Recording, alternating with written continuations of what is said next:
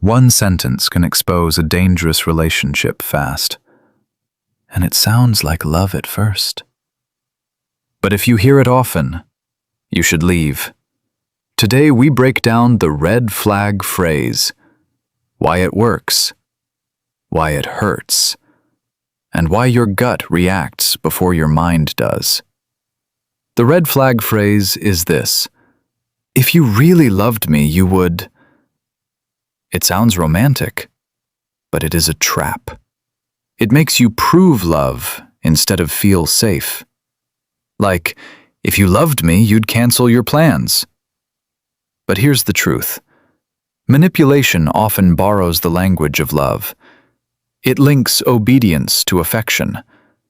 So now saying no feels cold. Your body reacts before your words do, because rejection suddenly feels dangerous.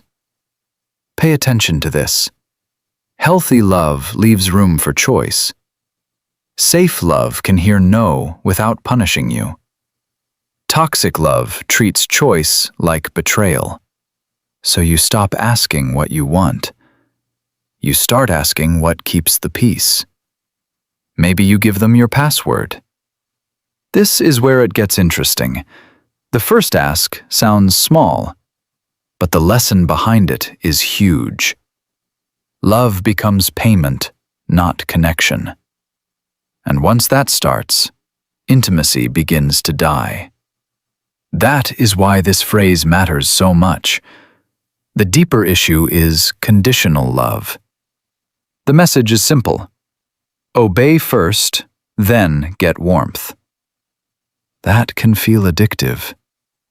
One sweet moment after guilt can keep you hooked. But here's the truth. Love is not earned by surrender. Healthy partners do not make affection a reward. They care even when you disagree. But when love becomes a test, you live in performance mode. Notice your body in those moments. Your words get careful and small. You are not connecting. You are managing danger.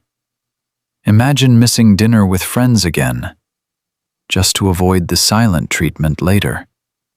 This matters more than people think. Conditional love trains self-abandonment. Little by little, your standards drop. You call it compromise just to survive the moment. But inside, you feel smaller every week. That shrinking feeling is not love. It is your mind sounding an alarm. And the next stage is even more damaging. The phrase also works like emotional blackmail. It uses your empathy against you. Caring people hate causing pain, so you give in fast to stop the guilt. But here's the truth. Guilt is not responsibility. Their feelings are real, but they are still theirs. You are not required to rescue every emotion. Manipulators know this instinct. They press the wound until you fold. Pay attention to the pattern. They get upset right after your boundary. Then, they blame your boundary for their pain. Example, if you loved me, you'd stay tonight, even when you already said you need rest. This is where it gets dangerous. Your no starts feeling cruel, and their demands start feeling normal. That reversal is the trap. Your empathy gets turned into a leash, and once you see it, you cannot unsee it. The next red flag hides inside your boundaries. Another hidden meaning is boundary testing. They are checking how easy you are to move. Every pressured yes gives them data. It shows how much pressure works on you. But here's the truth. Boundaries are not anti-love. They are doors with keys. Safe people knock before entering. Unsafe people call the lock disrespect. Then they demand proof you trust them. Pay attention to this shift. The first request is rarely the last. Once you bend, the line moves again. Today it is your phone. Tomorrow it is where you go and with whom. This is where it gets interesting. Control grows one tiny favor at a time. Nothing feels shocking in the moment, but stacked together, it becomes a cage. And freedom starts feeling rude. That feeling is a warning sign, because real love never punishes basic freedom. This phrase also creates confusion on purpose. The rule keeps changing. No matter what you do, it is never enough. The target always moves. But here's the truth. Clear love is steady. Manipulation stays foggy because fog gives power. If you are confused, they stay in control. One day, they want more time. The next day, they attack your tone. So you start reviewing every talk like a detective. You search for the perfect answer. Example: you explain, apologize, and still get blamed. This matters more than it seems. Confusion breaks self-trust. When you doubt your mind enough, you start borrowing theirs. Their story replaces your inner voice, and that makes leaving much harder. Pay attention to this. Clarity feels calm, not chaotic.